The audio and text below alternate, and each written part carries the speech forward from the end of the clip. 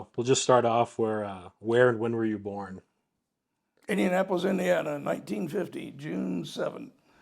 Were you in like a suburb or? We were close to downtown. It was a little rental house that Mom and Dad got when Dad got out of the war. Okay. And so I was there 4 years. I don't remember much other than I had a pet fox and I set the basement on fire. It's my only two memories of that place. Then we moved to the suburbs, if you will. So born and raised in Indiana, you didn't come to Michigan until later. Yeah, All right. yeah. Who were your parents and how did they meet? Nina Lee and Wayne David Russell. I met USO in Indianapolis. Oh, wow. Dad was down from Great Lakes. He'd done his, he was in the Navy. And he did his training at Great Lakes, and they were down here for, he was down here for USO. Yeah. Get together, and Mom was serving, and that kind of stuff happened a lot in World War II. Yeah. But And that was Great Lakes, Illinois. That was the big training center for the Navy. Naval still is a naval training center as far as I know. What was your childhood like? Who were your friends? Did any of them end up in Vietnam? Yeah, I had what I thought was a decent childhood anyway. My dad didn't do sports, so we didn't play games or whatever together. But he did hunt and fish, so we did a lot of that. Yeah, so from early on, probably 7 years or so old, I was fishing, and then not too long after that, hunting with him, and he took a great deal of pleasure out of that. So I enjoyed that. So every year, while I was in grade school and junior high, we took a trip, during the summer, a couple-week trip out west or someplace to see. Mom was a big, she liked to go to the parks, liked to see the sights, and she was a rock hound, and so collecting rocks and that type of thing. Yep, had a big rock collection. So I saw a lot of the country that way when I was quite young. So friends, I had a lot of friends in high school, but unlike you, when I left high school, I think there was only one person in my class, that went to the same school that I did. Oh, wow. And he and I were friendly, but not really friends. Yeah. So as far as whether they went to Vietnam or not, I only know one guy that did. I'm sure more did, but I ran into, when I was working for the sheriff's department, I ran into, a classmate of mine who was a state trooper, and we talked for a bit at an accident scene that we were at. So, but it's. I wouldn't have gone to Vietnam if I had screwed up and lost my scholarships. So we'll get into that. Yeah. So moving on, you said you had one or 2 years of college. 1 year. 1 year. 1 year. Yeah, I was. My parents had it in their mind that I was going to be an electrical engineer. Yeah. I'd like to tinker with the stuff, and Dad, had a second job doing that. So, so anyway, I ended up going to Rose Polytechnic, which is a small all-boys school, private in Terre Haute, Indiana. Yeah. Everybody figured that was a good, safe place for me to go. Couldn't get into trouble there because it's all boys. Well. So it wasn't an interest thing. It was more partying, and just you weren't ready for.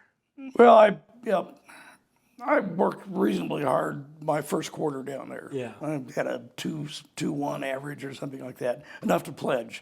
And then I pledged. Pledged Sigma Nu. And from there on, it was all over. I hardly went to class. So I had too much fun. High school, I was Johnny Straight. Never drank, never smoked, didn't do drugs. And I got to college, and I made up for some of it anyway. The drinking anyway. So if you had a child, would you recommend they pledge a fraternity or sorority? Yeah, I think so. Yeah. I mean, I really, really, love the guys that were, there. I'm just Yeah. sorry that, I never went active and, wasn't down there long enough to, but, Yeah. Understood. That's the story as old as time. Well, it's, when you go to college, that's a growing, Yeah. thing, and it's new territory. Yeah. And, if it's done right, a frat or a sorority becomes your family. Yeah. Yeah. So, and everybody can use a little more family. For sure. Back to your parents. What were the biggest life lessons you learned from your parents? First and foremost was, you do what you say you're going to do. Don't care how you have to do it, you do it. I mean, you make a commitment to do something, you do it. Follow through. Yeah. So, I mean, that was mom and dad's bread and butter. That's beyond that. Yeah, I learned a lot of skills from my dad. Yeah. He was good with mechanics and good with electronics, and so I learned both, from him. Nice. So, mom was a smart one. She was the bookworm, and so she tried to impart as much as she could, and I didn't probably pick up as much of that as I did, stuff from my dad. But if in life, if you respect other people, and you treat other people the way you'd like to be treated, and you do what you say you're going to do, that's all you need to do. I mean, that takes care of it all. Yeah. So your father was on a battleship in the Second World War, right? Yeah, the Iowa. The Iowa. Did you talk about your father's service briefly? It'll be brief because he really didn't. He didn't talk about it. Like so many of No, them. I mean, he had a chest full of, stuff, uniforms and pictures and, medals and yada, yada, yada. And I got into it one time and, started asking him questions, and he would answer my questions, but he really, he didn't talk about it. But, he got on the ship shortly after it was, commissioned.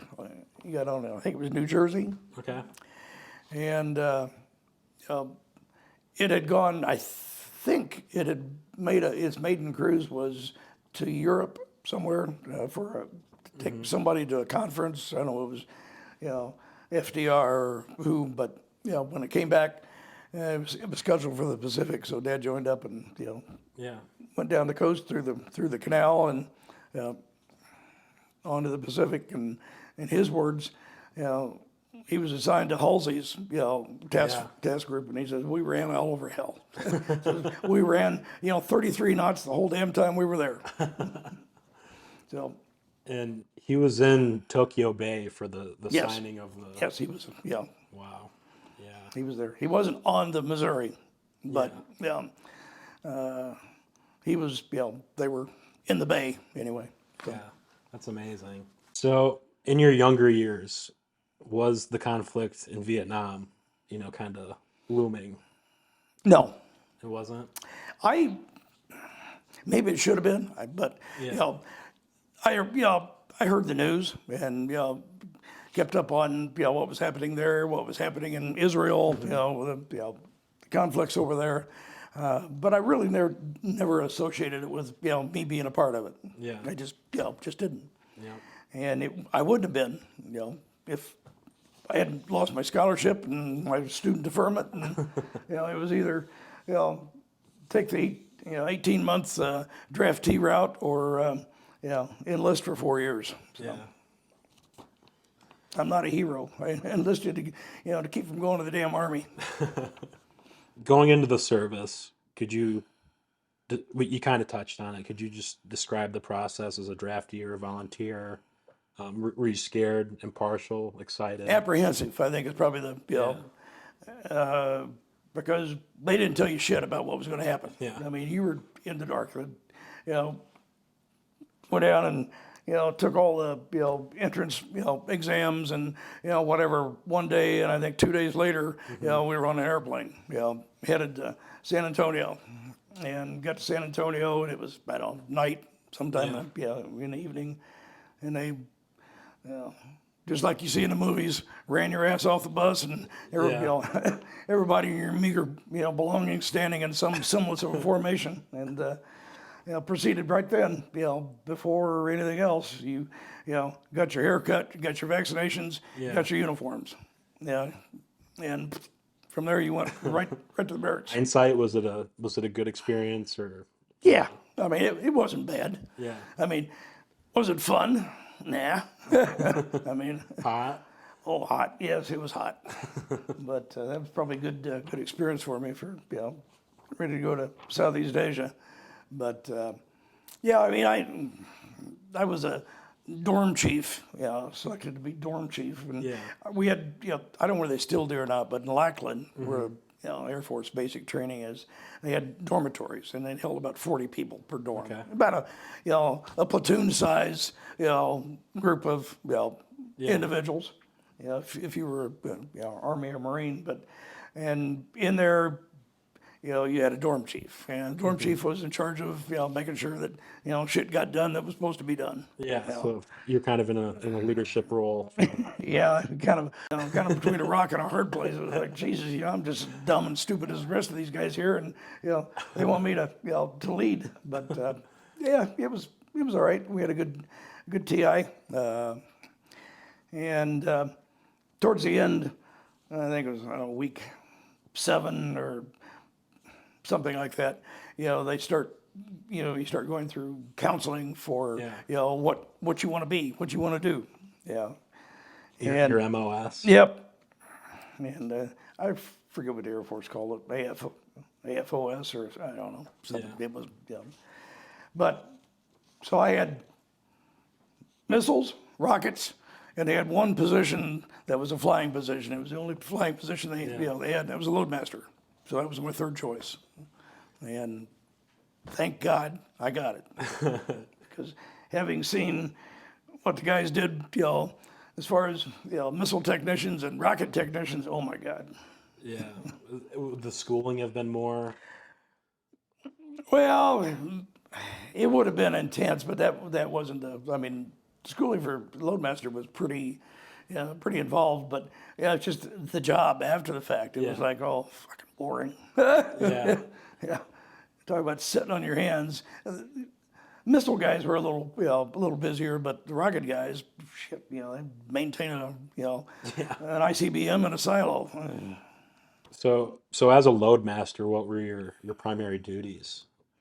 Well, everything behind the cockpit was mine. I was in charge of figuring out taking what we were given to load and what the priority was on what kind of landing conditions we were going to have, and were we going to be under fire, or was it going to be nice and peaceful, and get everything in the right order, and in a way that you could get stuff out in a hurry, and also maintain the balance of the airplane. I'd take the fuel readings, and in the States, you did it with a slide rule and forms, and over there, you were expected to know enough to where you could do it without all that shit, because you didn't have time to do it. Yeah. Plus, you couldn't fill out paperwork over there anyway. Sweating so bad that paper disappeared. Yeah. So anyway, it was load and unload, maintain discipline in the back. If you've got 110 Army guys back there, or 120 South Vietnamese guys, or 200 farmers and dogs and cats and cows and wives and chickens and whatever. Keep them from tearing the airplane up and keep them out of the cockpit. And then airdrop. In charge of rigging and getting stuff hooked up and ensure it went out the right way. So basically, like, you're managing the cabin, you're managing loads, and like, is the Loadmaster like a senior enlisted position, or can you come into that like just as a? No, it wasn't. I mean, you could Loadmaster could be anybody from a 2-striper to an 8-striper. Okay. So, I mean, that was one of the funniest things that funny, I guess. Yeah. When I when I was overseas the first time, there were a couple of times when our NCYC, the section, Loadmaster section chief, was a staff sergeant. Okay. And yeah, most of the time it was a tech. But when I rotated back, I went to Charleston, South Carolina, which is Military Airlift Command. Now it's, I forget what they call it now, but anyway, but it was a total different operation. I mean, it was like, oh my God, pressed uniform, shine shoes, and Night and day. I walked into the squadron, squadron area for Loadmaster, and I counted, 2 chief master sergeants, 5 senior master sergeants, and they had master sergeants at the typewriters, typing forms. And I said, I've never seen that many stripes in all my life. And I said, I'm going to hate this place. And I did. So what was the most challenging aspect of basic training for you? And the tedium, the boredom, there wasn't anything to do other than, run, march, shoot, and when you were done with all that, I mean, you were, working in the barracks, and that was, Was like through lines with like the discipline aspect with like pledging Sigma Nu and then, going to basic, like the yelling, that type of thing. Yeah, we didn't have, Air Force basic is, a bit more relaxed than what you see in the Marines or, or probably Army. So there wasn't as much yelling, in that aspect. So more yelling at Sigma Nu. Yeah, yeah, I mean, yep. Heard. Did they prepare you well for war, or was a lot of what you needed to learn, did you learn in country or in like the INDOC program? Actually, the training was pretty comprehensive because you had 10 weeks of school in Shepherd Air Force Base for all your classroom work, and then from there you went to a training squadron, and actually became certified, on type certified for the aircraft that you were going to. Was that in a different place? Yes, my training, my type certification and training was done in Lockbourne Air Force Base, Columbus, Ohio. Yep. I think it's called Rickenbacker Field now, which it's kind of a half-ass reserve base. But so that's when you're able to put what you learned in the classroom to use. Yeah. And that was tough. I mean, it had your instructors and evaluators were hard asses. I mean, there was no room for screw ups, and become certified. You couldn't miss a question. You couldn't screw up one item of it. If you did, Oh wow. you're back to the beginning again. It just they didn't have any tolerance for. And the reason for that is, you want to have, the basic procedures of your job, and in particular the emergency procedures of your job, down rote to where you don't have to think about it. It just becomes automatic. If you have to think about it, you're probably not going to have time.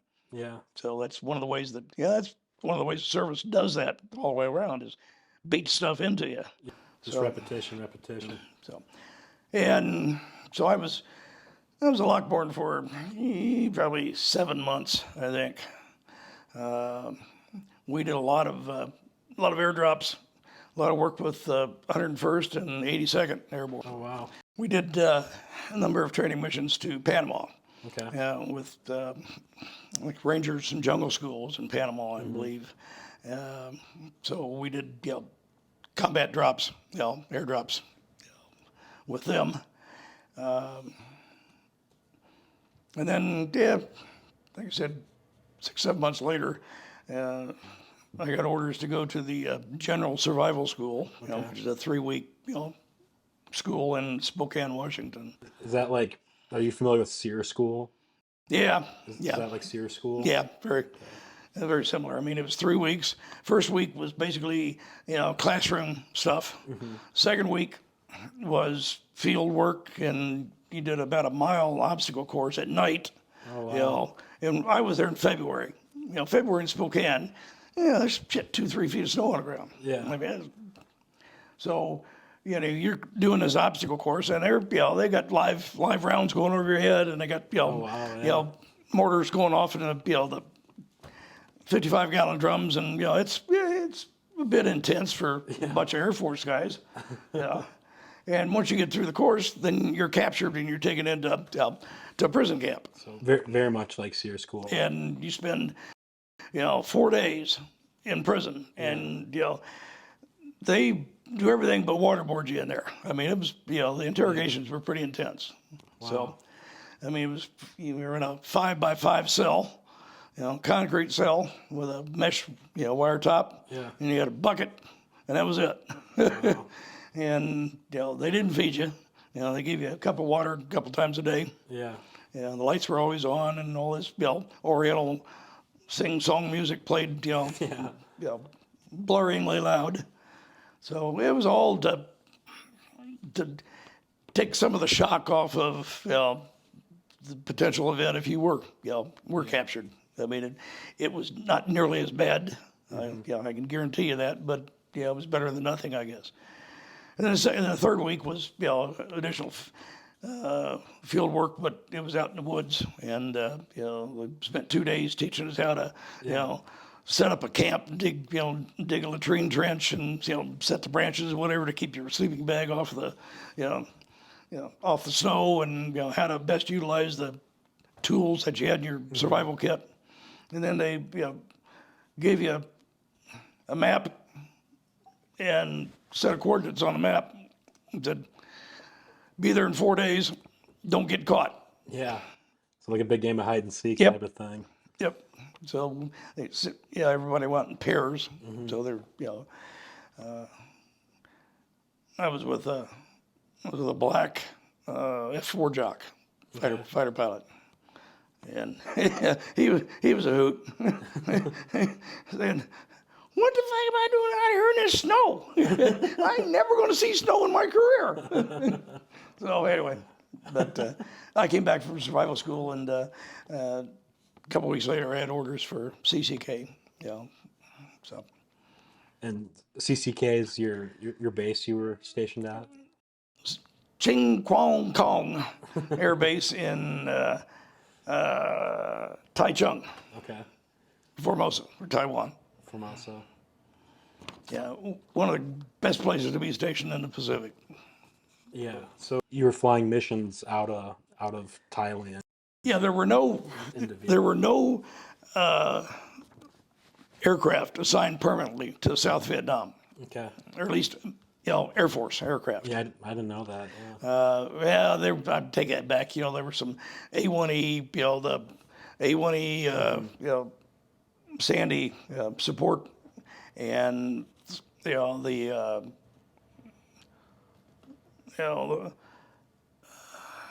rescue guys were, I think, and their aircraft were permanently assigned there. But other than that, there were no fighters or no transport or anything else that were assigned there. Everything was came in TDY from someplace. Oh wow.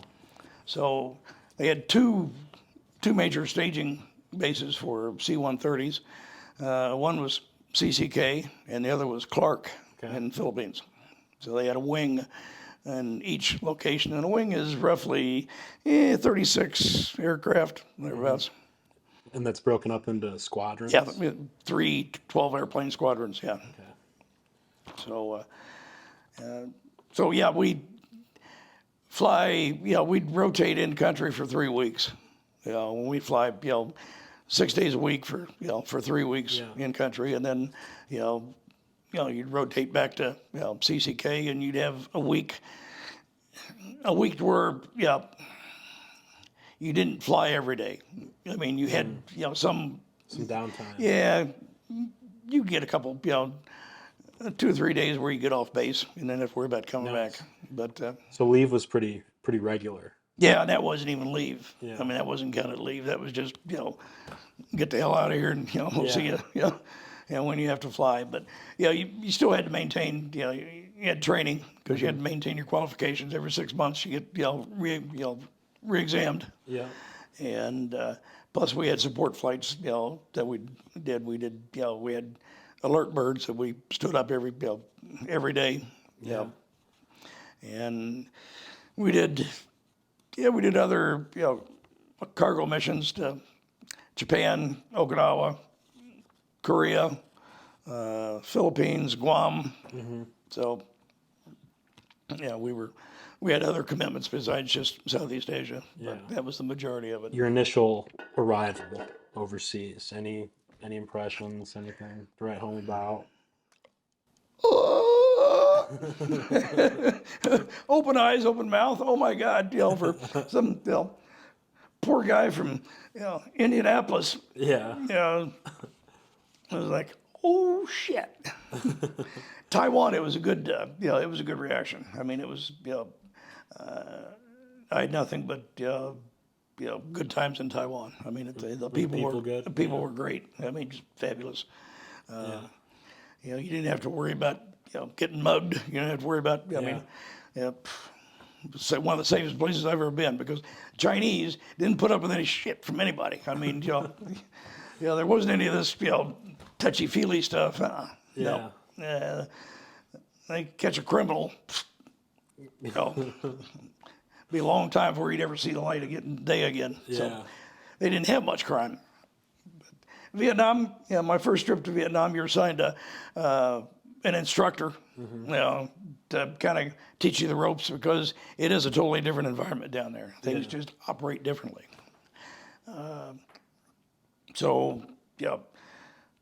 We had, so you had to handle the forms and handle the processes, handle your pre-flights briefings and your after action reports and how that was done.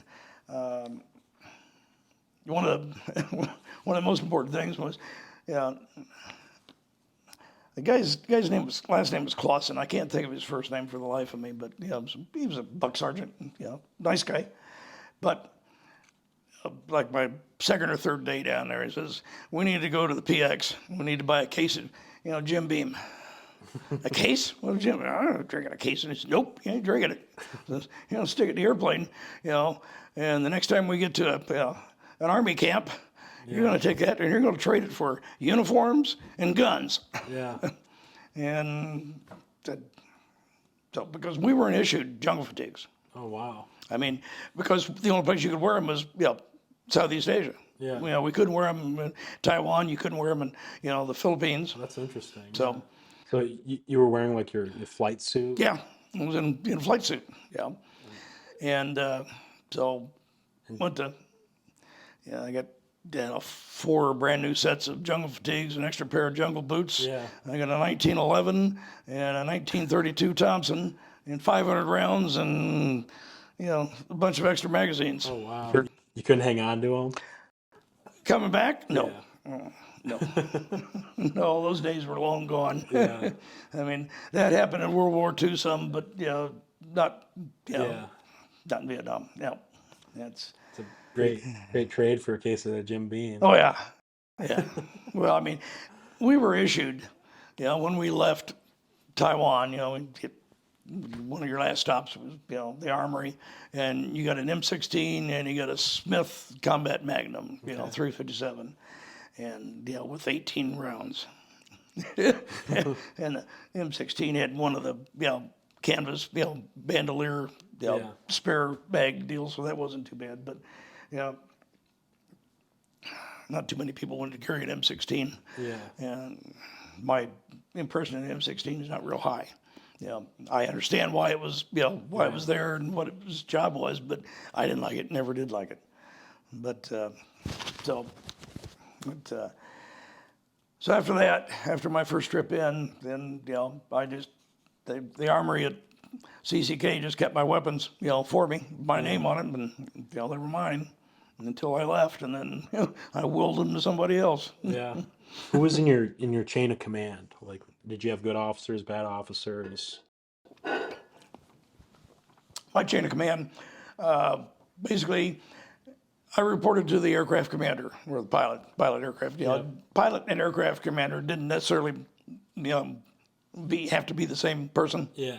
Most of the time they were. He was like a lieutenant or a captain. Captain, almost always a captain. We had a few majors, and I don't think we had any first lieutenants, as aircraft commanders. Co-pilot was typically a lieutenant. Navigator was a lieutenant or a captain. Okay. So, but the aircraft commander was in charge of the aircraft. I mean, he had final decision on whatever happened, what was done. Beyond that, from the squadron standpoint, I reported to the NCOIC of my section, Okay. Loadmaster, and then from there to basically the squadron commander, which was a lieutenant colonel. Okay. I mean, it was pretty streamlined command structure. I mean, it just you didn't need to have much more than that. I mean, it was all your work was done with a crew of 5. You 5 or sometimes 6, or depending on other airplanes that I flew, larger crews. But people in the aircraft were doing the job. That's that was your family. That was the the most important people in your life right there. For your time. Came in as like a rotation type thing. You were like a replacement. So once you were there, did you stay with the same crew pretty much? Or were you also rotating? You flew. I mean, you typically ended up flying with the same people. A fair amount. Yeah. But you weren't guaranteed to do that because there's just too many other conflictions there. Training, leave. Medical, they're just, you just, I mean, their, squadron scheduling job was to ensure that they had, qualified flight crews for every bird that was, scheduled to go. And it didn't necessarily mean you were going to fly with the same guy. I mean, I ended up flying with the same engineer quite a bit. Yeah. But I never met we didn't have any bad officers. We didn't have any bad NCOs. I mean, from that standpoint, it was, easy. Yeah, that's great. So what was your unit and what was its mission? Well, the first unit, I mean, my permanent unit, Yeah. For my first trip over there was 314th Tactical Airlift Wing, 50th Tactical Airlift Squadron. Okay. And our mission was support, operations in the 8th Air Force operations, which was the Pacific, in any way we could, any way that C-130 can be configured, in a lot of different. I mean, the setups you can be all you can be, all stretchers. You can have just tiers of stretchers. I trying to remember how many. I think somewhere around 75. You get 75 people in, evacuees. And troops carry 100, 110 at a bench, in troop seats. So whatever needed to be done,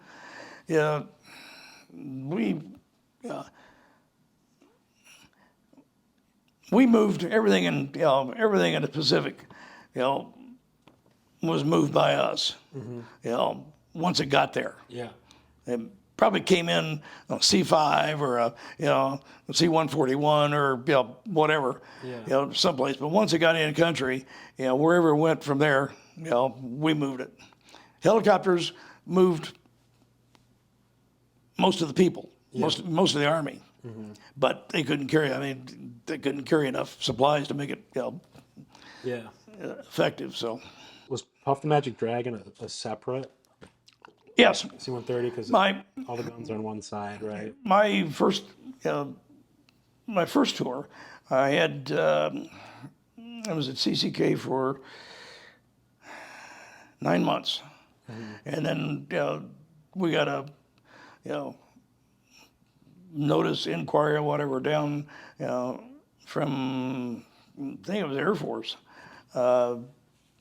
They were looking for somebody to fly with as a loadmaster for AC-130s out of Okinawa. And asked me if I was interested. And I said, sure. Yeah. I mean, it's a totally different airplane than what I've been flying on. Yeah. So, totally different mission. So, And this was your second. So your second tour, no, you were on no, this is still the first. same I was, first one. I was still permanently assigned to CCK, but I was TDY to Okinawa. Okay. To fly EC-130s, which it's back then. I think they're now called MC-130s. Yeah. Maybe a designation. Back then it was EC. They were all black. We only flew at night, and they had a crew of 10, I think. Had 2 loadmasters. Had a standard 4 complement and a flight deck, and then you had a module behind the cockpit that would have electronic weapons officer, probably a communications guy, Okay. and maybe 2 communications guys. But EC-130's primary mission was intelligence. Getting garnering as much intelligence as they could. We also did some other neat stuff. I mean, our nickname was the bullshit bomber. Is whether it was electronic or leaflets. Yeah. We could drop millions of leaflets out of the airplane in the night. And we also dropped a bomb or 2 Yeah. for special insertion. For Green Berets special operations was all done by ECs. Wow. Just because they had the electronic countermeasures. Okay. Where we regularly flew missions in the north with it.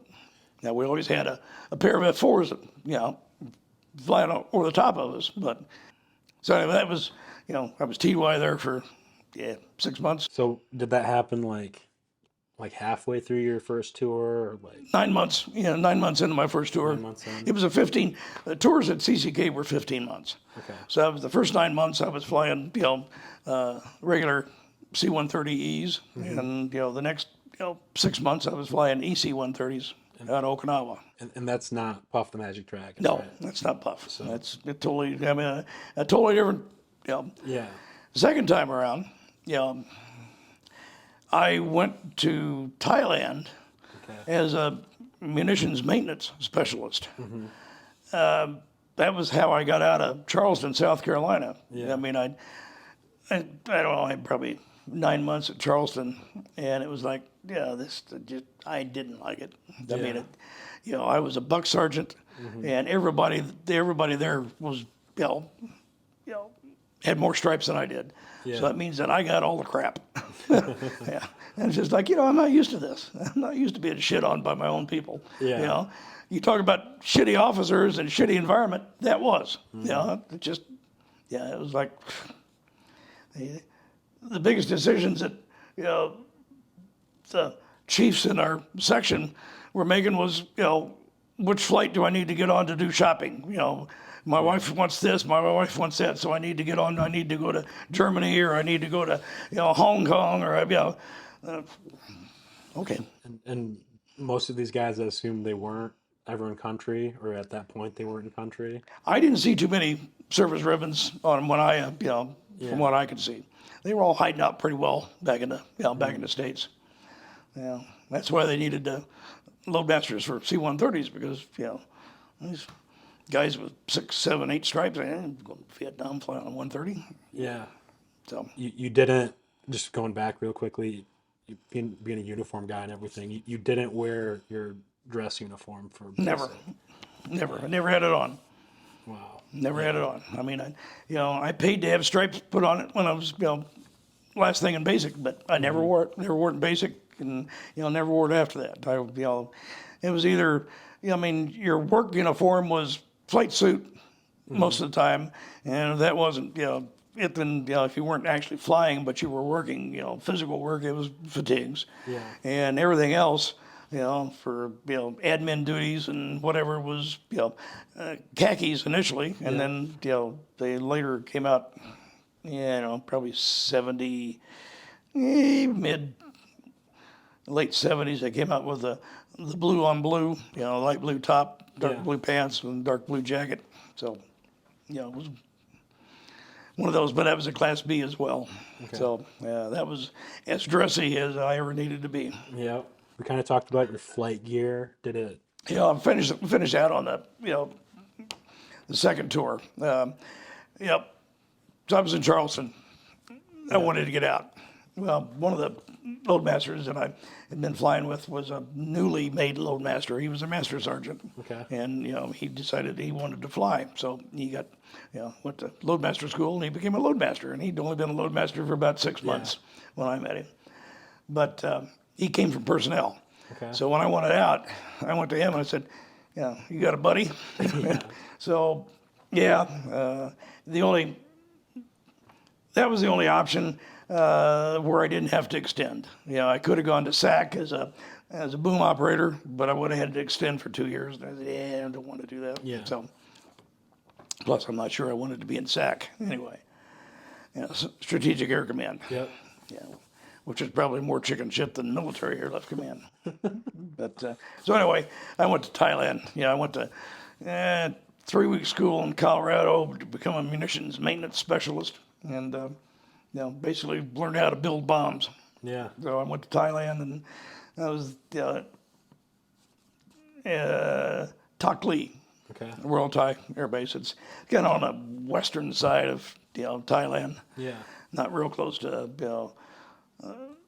Vietnam, Cambodia, or Laos. I mean, it's So both your tours were based out of Thailand. The first one was Taiwan. Taiwan. First one was Taiwan. Second one was Thailand. Okay. So I worked in a fuse shop for a month. I did line delivery work with hauling munitions, loaded racks to the flight line. And then I was started with in the startup for the quality control. And then a request came down looking for anybody that, had munitions training that could help, I think it was 16th or I don't remember the special opera, the squadron number. Yeah. It was out of Udon, Thailand, flying, AC-130s. They wanted somebody to, to help them coordinate their munitions loading and get it done easier, quicker, and also, the weapons, because weapons changed on those things on a regular basis. And, the guy that happened to get, the memo was my boss, a master sergeant, and he knew that, I was on flight status, and he said, this sounds perfect. So I went to TDY to Udon for 5 months. Okay. And I didn't initially go to fly, ACs. I just went to help, load the damn things. But the whole gunship concept was a shoestring operation from the very beginning. It was just, there was no money allocated to it. Yeah. They started off with, C-47s. Yeah. Because they were cheap. They were junk. They had a lot of them, and they proved proof of concept with that airplane. They got bigger to the 119s, and then eventually into the 130s. And that's spooky, right? Yeah, Okay. yeah. Or Puff, either one. I mean, Yeah. the Spookies typically, those kind of all, I don't know, kind of ambivalent names in there that, they can be used across a number of things. Spectre is only AC-130s. That's the only name and that's I believe that's the current name for them. Their current unofficial title. Yeah. But, so they didn't have, they had old crappy airplanes. They had old A models that, have hold together with baling wire and 100-mile-an-hour tape, and they didn't have people. They were having to beg, borrow, and steal people. They had people flying that weren't even on flight status just because they needed, they had to have somebody in the back to, so they were happy to see me. So I flew, probably 40 missions with them, I think, somewhere like that. And then from there, I came home. And your missions were you supporting troops in contact, or would they give you like, hey, here's a suspected, enemy Almost stronghold? 100%. It was anti-personnel, anti-material, Okay. not close ground support. I mean, I don't know that I ever flew one of those. Somebody may have. I'm not saying that Yeah. they didn't do that, but typically we didn't. I mean, we were basically flying up and down the trail, Ho Chi hammering, Minh Trail? yeah, Yeah. hammering, looking for, activity, moving in on, what were suspected, points or reported activity. Yeah. And you're firing into really dense jungle, I assume. So like, Yep. could you tell when you hit something? Yes. Okay. Yeah. You had probably the most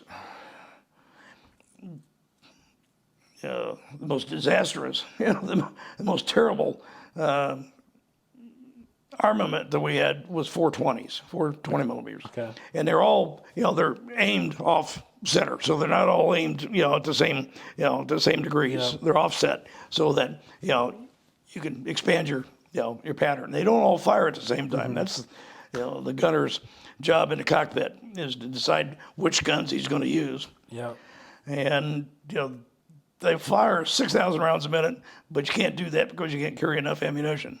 So 3,000 or 1,500 was what we used, most of the time. But a 10-minute gun pass, a 10-second gun pass would totally defoliate the jungle. I mean, it just disappear. It just wide open. Yeah. So yeah, you could easily see, Wow. So plus, they had, they had radar, infrared, and just daylight, cameras. They were shooting, the whole time, every time, just like in fighters, every time the gun fired. Yeah. Yeah. So would you guys get back to base and review Well, we're good in the air. Oh, you'd review in the air. Yeah, I mean, you'd make a gun pass, and they'd review it Yeah. and see what the hell happened.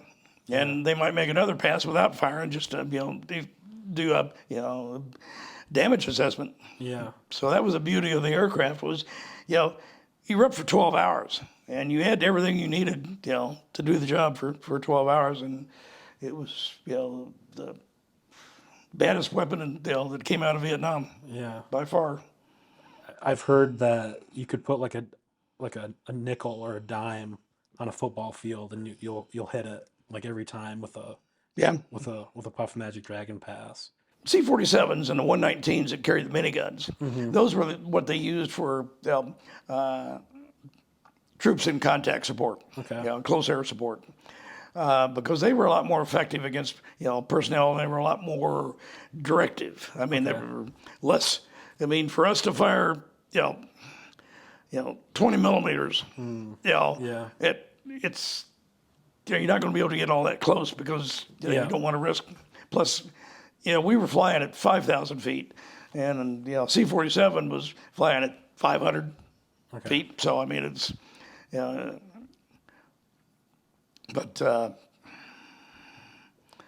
but yeah, 100. I mean, 5-second gun run would cover 2 football fields. Wow. So I mean, there wouldn't be. I mean, Yeah. every 10 inches or 15 inches there'd be a and they were firing 20 millimeter high explosive, and then we had also armor piercing incendiary. So How many feet were you flying at? 5,000. 5,000. So when you reviewed like the gun cam footage, like did you ever see anything like harrowing or like like any morbid scenes or anything like that? No, I mean, you didn't have that kind of detail. Yeah. I mean, it was killing from afar. Yeah. I mean, you might. I mean, if you happen to hit a heavy troop concentration, you might see bodies laying, but I mean, there wasn't any detail. You couldn't tell this guy's missing a head or this guy's Yeah. I mean, that's there were some things about the Air Force that were tough, but in general, the Air Force was a lot a lot easier than, the guys on the ground. We're doing it up close. The big difference, looking somebody in the eye and killing them versus doing it from 5,000 feet. Like on the modern battlefield, like drone operators get like a different form of PTSD where it's like you're so far removed from the combat, from person to person combat, and like, did you experience any of that where it's like No, just you're like you're playing God essentially from the air? no. You do see it. You're seeing it, a lot more with drone operators because you're so detached. I mean, you're sitting in Las Vegas flying drones in Afghanistan. I mean, it's like a video game. Only, you're really killing people. Yeah. But no, we didn't. I didn't anyway. Too wrapped up in the moment. I mean, it was too. Yeah. You're getting shot at. It makes it very real. Yeah. So, it's you can easily look at it as self-defense. Definitely. And, Kill them before they kill you. and after the fact, you didn't really dwell on anything, or nothing really bothered you. For a couple of years after I got out, I'd have, bad dreams. I didn't generally remember the dreams, but my wife or whoever was in bed with me at the time said, I was running or hollering or I never remembered any of it. But that's not much after that. Okay. Evidently nothing too debilitating because I didn't remember the shit. So Yeah. I mean, everybody is different in that regard. I mean, and nobody really knows. You don't know what your limits are until you get there. Yeah. I mean, you really don't. It's you can think you're a badass and get over there and fold like a wet sheet. Yeah. Could you speak on the two actions that led to you receiving 2 Distinguished Flying Crosses? Yeah, in general terms. First one was on a E-model, cargo. We were delivering. There was a hill in Laos, right on the border between South Vietnam and Laos, that was high enough that they wanted to install a VOR or a radio navigation aid on it to assist in We did. Yeah, we did to assist in getting our planes from Thailand into North Vietnam and back, and so it was. They sent in they told us this on the pre-brief. They sent in a group of Green Berets, like 10 or so, and secure the area, and set up a landing zone. I mean, because we weren't going to drop this stuff, we had to land.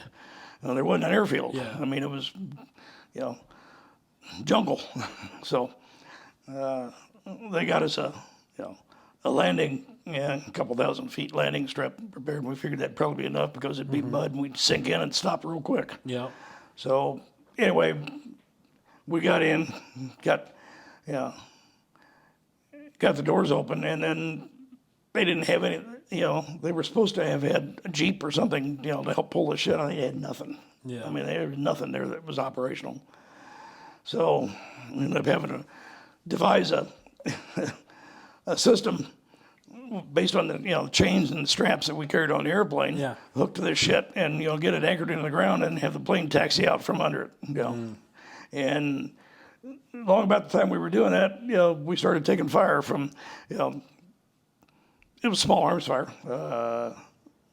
One side of the strip, and then it was the other side as well. So like 100 yards? Yeah, probably 100 yards, or thereabouts. And, the plane got hit. Well, all our planes got hit a lot over there with small arms fire. But because I was out there dancing in the wind, they decided I ought to have one.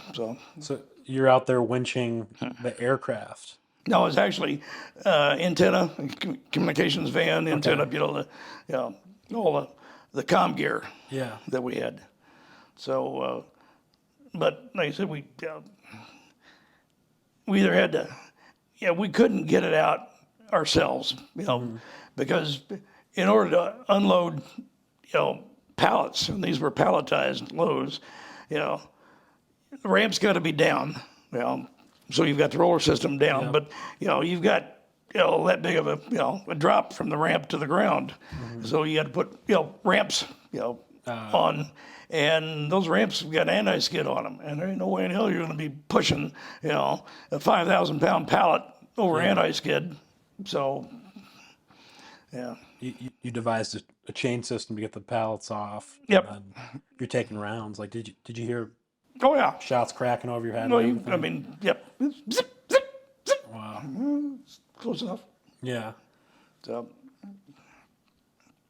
but that's the second time I got to fire my weapon. After we were done, we were trying to get squared away where we could take off. Pilot told me to get back in the back on the ramp. Raise the door, keep the ramp up. Yep. And me and the navigator were back there. He had one side, I had the other, and shooting at. We didn't necessarily see anybody, but we were putting rounds out all the same. Just every bit helps. So. With your Thompson or Yep. your No, Thompson. Thompson? Yeah. And I went through 2.5 megs. So, Wow. but second time, it was AC-130, and it was we got hit a couple of 56 millimeter rounds. Yeah, tore back end up pretty well. I mean, and got a couple of guys. And one guy had a wound in his his artery, femoral artery. wow. Got and I got the second one because I got his tourniquet on his leg. And he lost the leg, but Man. he lived. Yeah.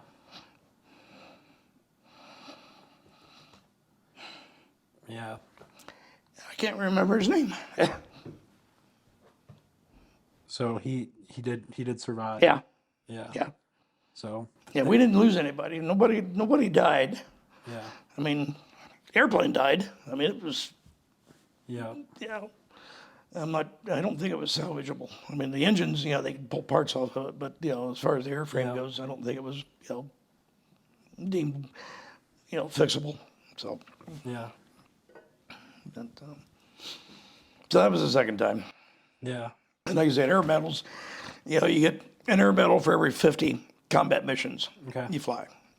They said World War II used to be 25 for an air medal. Yep. Now I don't know what it was in Korea, but in Vietnam it was 50. Okay.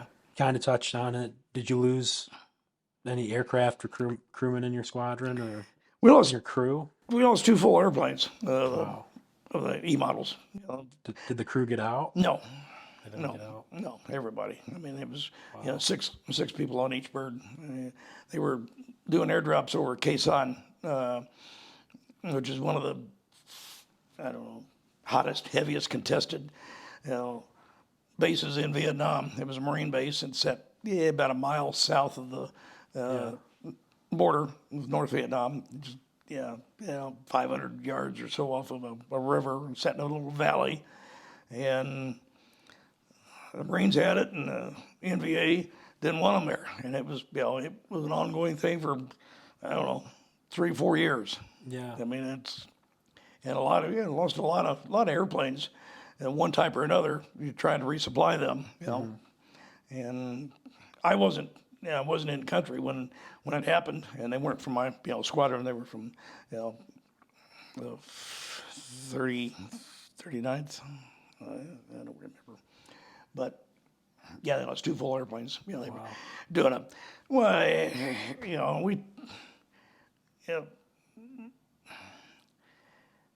we'd been telling everybody that would listen that the formation flying that they had, for airdrops was stupid. Yeah.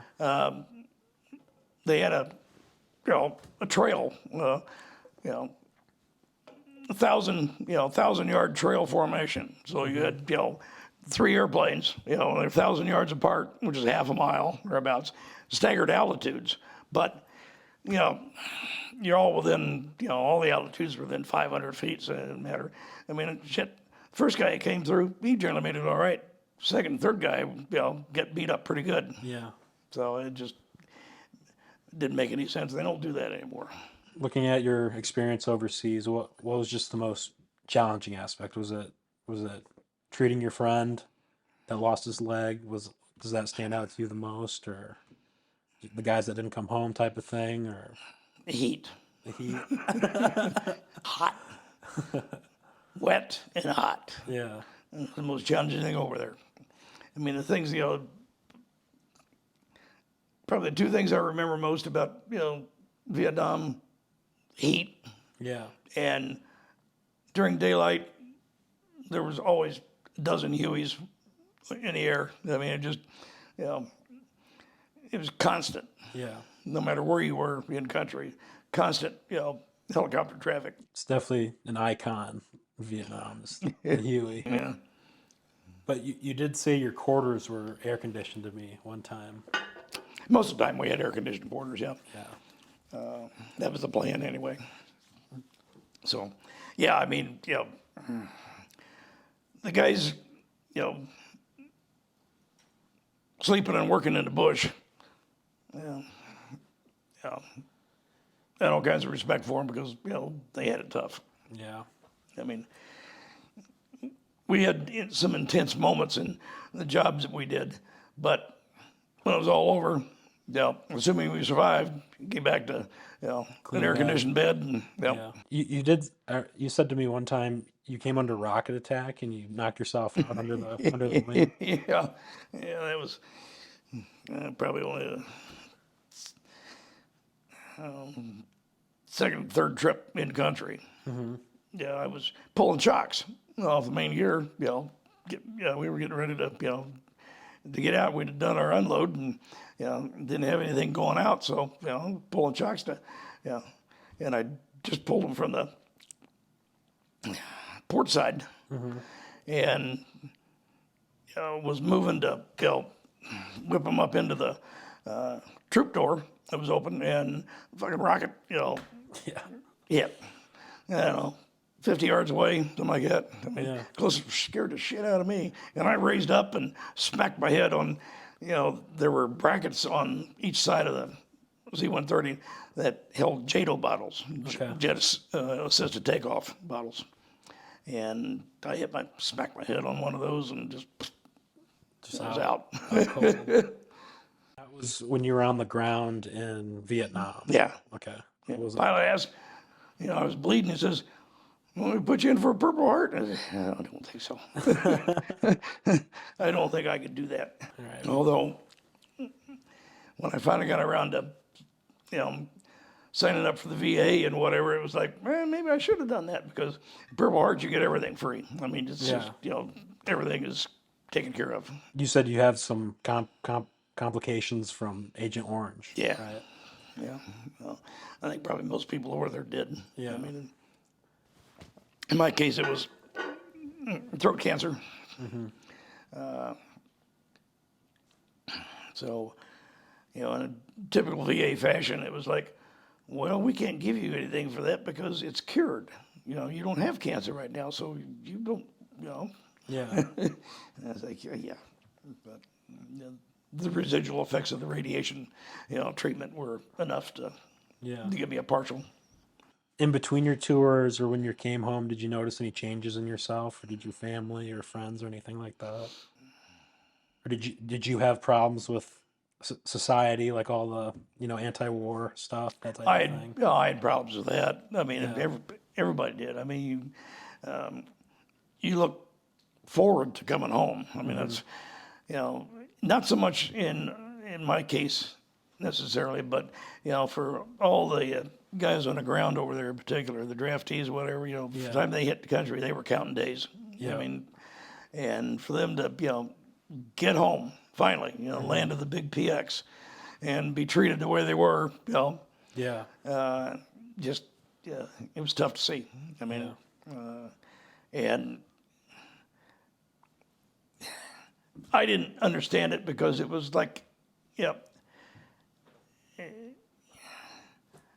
I'm doing what I was told to do, what I needed to do. If you don't like the policies, they are protest the guys that are making policies. Don't protest the guys that are doing the work. Yeah. That's Nobody. I mean, after I got out, nobody wanted to hear anything about the war. I mean, you didn't tell anybody you were a vet. You didn't talk about anything, anything in work, play, or whatever. Just nobody wanted to hear it. So it was, and that was tough. I mean, it was a lot tougher for for a lot of other guys than it was me. But just in general, there was no recognition of what you did, let alone appreciation or whatever. Yeah. And I was really glad to see, with the starting with Desert Storm, that the public was behind the troops. resurgence. Yep. Yeah. Yeah. So that was a good thing for them. Yeah. A lot of guys that came home from Nam in wheelchairs and crutches and whatever that never got that. Yeah. Ever.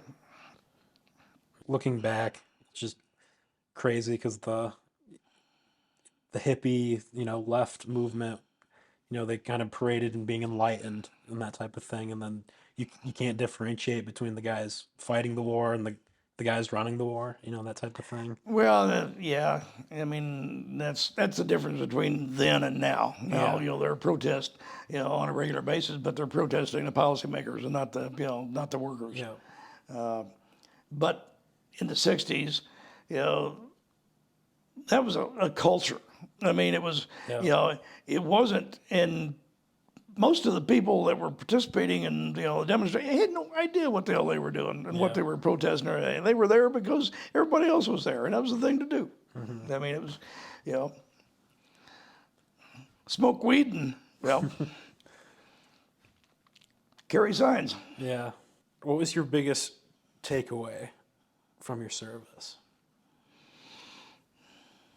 Well, I suppose it was self-confidence. Yeah. I mean, I'd never, been short of confidence to my recollection anyway. But, spend some time in the military in general, and some of that time you're being shot at, and you're able to still do your job and get business taken care of. It gives you a bit of a confidence boost that you can probably handle most things that come your way in civilian life. So we kind of talked about this. Like going into Vietnam, the American people believed in their government. Coming out, not so much. Do you agree with this sentiment based on your experiences overseas? Well,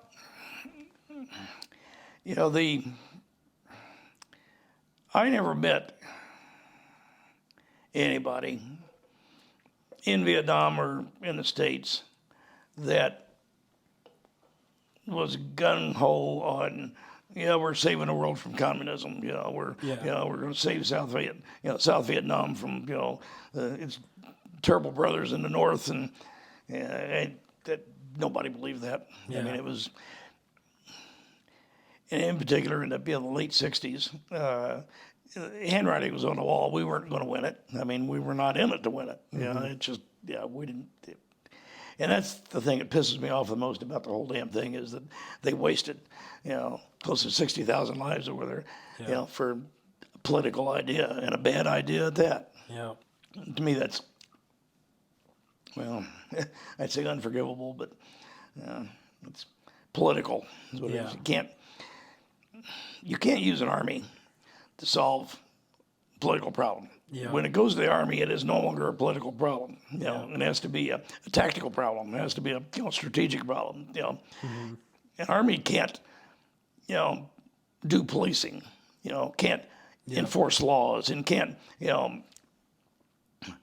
you know, an army's a broadsword, and you know when you the only people that aren't would be your special forces, where they can go in and small groups, Yeah.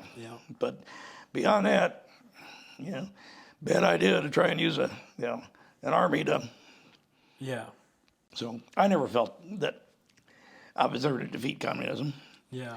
I was there because I signed up and said I do.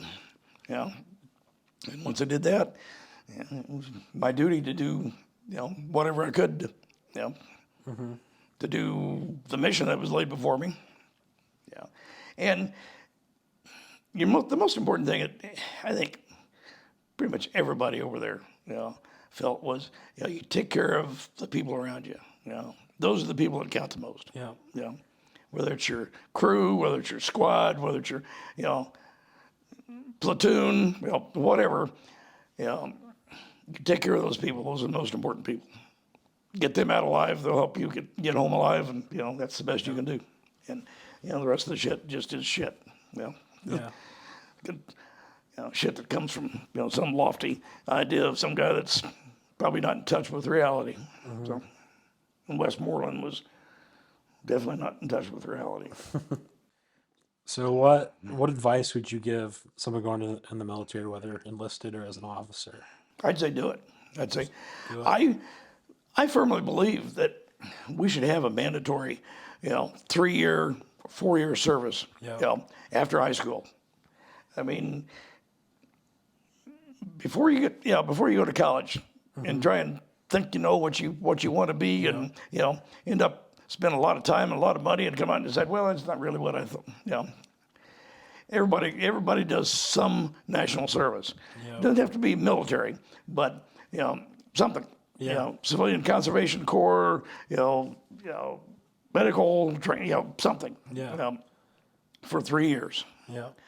And for that 3 years, the country owes them 3 years of college, 3 years of tuition. Yeah. I mean, sounds like a good trade to me. People are dying for college money. Here you go. Yeah, I agree with that sentiment. So sure. it will instill in just about everybody, confidence, in themselves. Discipline. And discipline. I mean, it's, if they haven't had discipline at home, they certainly will when they get out. Yeah. And those are all good things. But First of all, what I just want to get this on for the record. What time frame were you in the military from? I enlisted May of '69. Okay. And my first tour overseas started in, I think, probably May of '70. Okay. And I left end of '71 to come back here, and then I was back over again in '72 into Thailand, and it was till the middle of '73 where I finished out. So it was '69 to '73. So the tail end of Vietnam. Tail end. Yep. Were you over there for like the Christmas bombings and that type of thing? And Tet was '69. I'm not sure I wasn't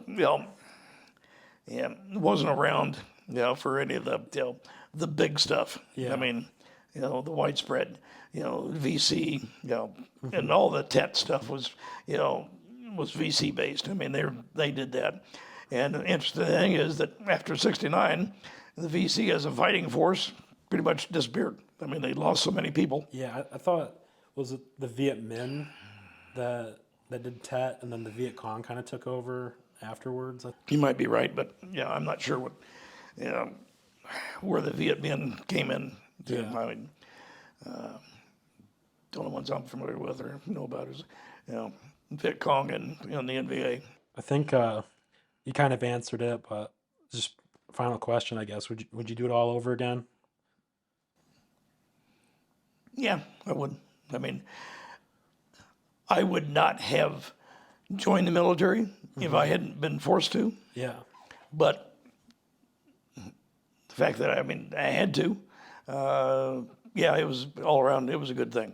I mean, you know, nothing is free. I mean, there's a price to be paid for everything that you get, but, you know, and not necessarily for defending my country or, you know, suppression of communism or anything. Just in working in a, you know, close team environment. Yep. I mean, I think I've asked all I needed to ask. Shit, we're an hour and a half. Yeah. Good shape. Camera's still working? Yeah.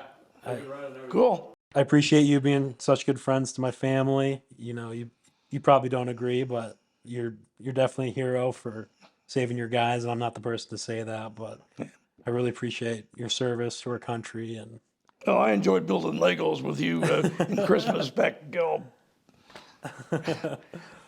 19, 18, 17 years ago, whatever. Yeah. yeah, Yeah.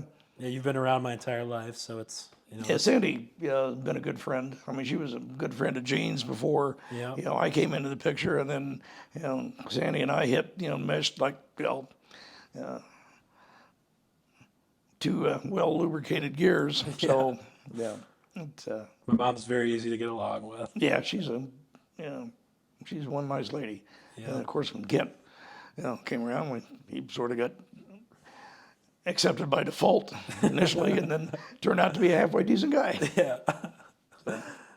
And the one time parties that he had at, you know, or they had at his place. The Brown House. Yeah, the little love shack. It was, Yeah. you know, Sandy called it, I think. There was a guy there, and I don't remember his name, but he was a magician, I guess. And What Randy? yeah, that probably, yeah, that sounds right. God, I hate him. I drank Captain Morgan straight with him. I think I've heard this story. Yeah, you go, you're a fucking magician, right? Oh, fuck, magician. And I'm not even sure. I think I probably passed out when Gene was taking me back to the boat. And had stopped a couple times along the way for me to puke. Yeah. Yeah, that's last time I've been sick, but oh my God. So good times with my parents. Yep. Yep. All right. All right. Really appreciate it, Dave. Certainly.